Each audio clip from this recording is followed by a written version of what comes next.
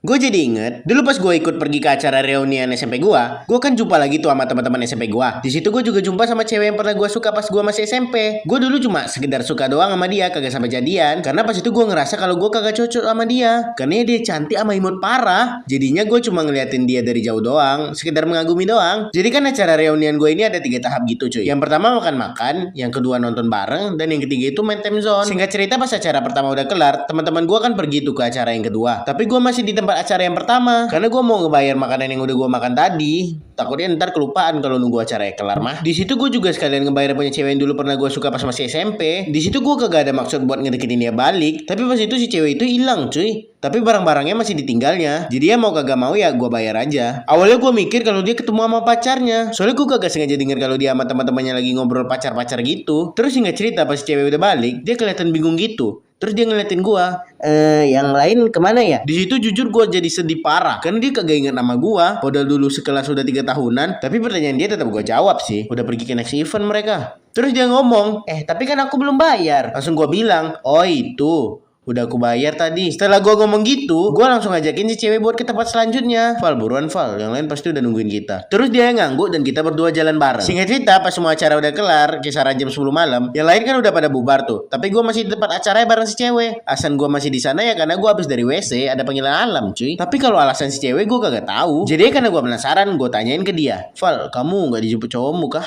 Atau orang tua maybe? Terus dia ngejawab kayak panik gitu. Sebenarnya Ren, aku dari tadi cuma bohong. Aku baru aja ditinggal sama dia, tapi aku malu ngomongnya sama teman-teman tadi. Reaksi gue cuma oh doang, karena ya dia sama gue itu bukan siapa-siapa. Gue juga bukan bapak dia yang berkewajiban buat ngemotivasi dia. Tapi tiba-tiba gue lapar, jadi gue putusin buat pergi makan mie ayam. Pas gue udah siap jalan buat pergi, tiba-tiba si cewek manggil gue dan ngomong, aku boleh ikut nggak Ren? Terus gue jawab, boleh sih, tapi aku cuma mau makan mie ayam. Di situ gue kasih tahu apa yang gue makan karena gue takut kalau selera si cewek ini tinggi banget. Jadi ya gue mastiin pakai pertanyaan itu. Tapi di luar ekspektasi gue, dia malah jawab, iya nggak apa-apa kok. Pas udah selesai sampai di lokasi mie ayam terdekat favorit gue kan mau duduk di meja yang ada di tepi jalan yang udah langganan gue duduk di situ. Karena ya biasanya gue emang duduk sendirian di situ. Tapi mbak-mbak mie ayamnya malah ngomong, pacarnya ya bang, ada bangku khusus pasangan nih. Pokoknya dia nawari tempat khusus kapal gitu. Gue sebenarnya kagak mau, tapi si cewek malah ngeiyain. Otomatis kan jadinya gue sama si cewek berduaan tuh. Pas kita lagi berduaan tuh, dia cerita banyak banget tentang hubungan dia sama mantannya. Di situ gue sebagai pendengar yang baik ya gue iyain doang, ya naruhodo doang. Tapi tiba-tiba dia ngelontarin pertanyaan yang anti banget untuk gue. Dia nanyain gini ke gue,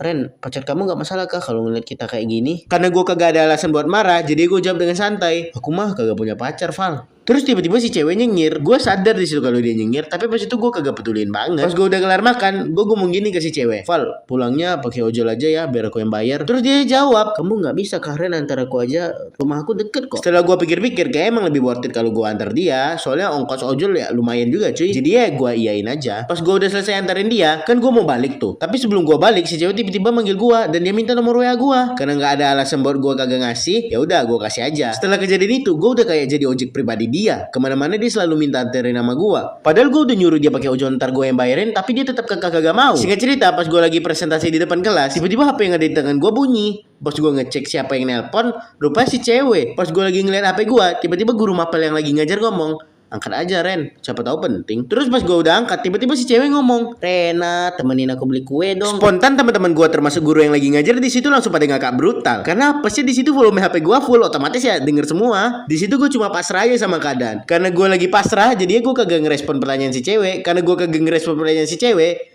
jadinya ngomong, kamu Rena bukan sih kok diam-diam aja. Jadinya gue jawab, Valia, kamu nggak sekolah ya? Terus si cewek ngejawab, oh kamu lagi sekolah? Maaf. Tiba-tiba dia matiin HP-nya. Tapi nggak tahu kenapa, gue seneng aja kalau tiba-tiba ditelepon sama dia. Gara-gara itu gue sadar kalau dia udah ngerebut hati gue. Singkat cerita, lanjut part 2.